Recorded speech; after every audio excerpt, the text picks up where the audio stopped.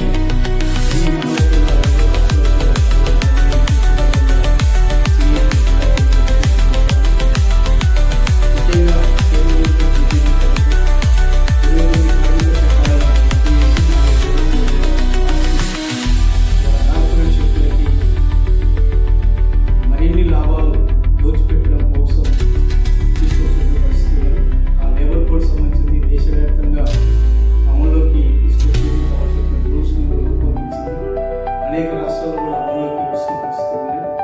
ముఖ్యంగా కార్మిక వర్గాలకు సంబంధించినటువంటి కుట్రాడి సాధించుకున్నటువంటి చట్టాలు, హక్కులు, సౌకర్యాలు ఇవన్నీ కూడా రాబోయే కాలంలో కోల్పోయేటువంటి ప్రమాదం ఉంది.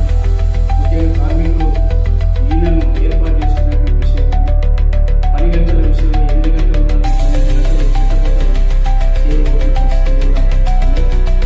8 గంటల పని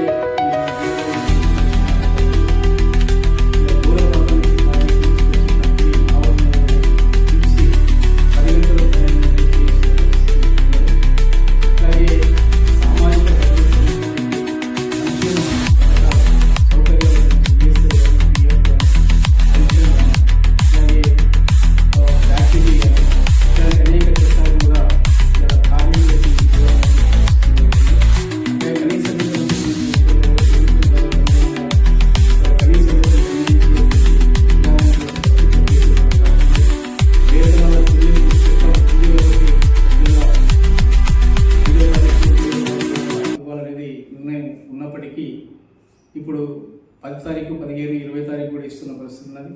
ఇలా వేతనాలు చెల్లింపు చట్టమే రద్దయిన తర్వాత యాజమాన్యాల ఇష్టానుసారంగా వాళ్ళకు తోచినప్పుడు తోచిన పద్ధతుల్లో జీతాలు ఇచ్చే పరిస్థితి ఉన్నది. ప్రశ్నించేటువంటి పరిస్థితి లేకుండా పోయింది. బేరసారాలు ఆడేటువంటి సమిష్టి బేరసారాలకి అవకాశం లేకుండా పోతున్నది. సమావేశాలకు అవకాశం లేకుండా పోతున్నది. మొత్తంగా నయా బానిసలుగా కార్మిక వర్గాన్ని మార్చే ప్రభుత్వంలో ఇలా బీజేపీ ప్రభుత్వం విధానాలు తీసుకొచ్చింది. ఆ విధానాలను వెంటనే వెనక్కి తీసుకోవాలని ఇలా సిఐటియు డిమాండ్ చేస్తాము.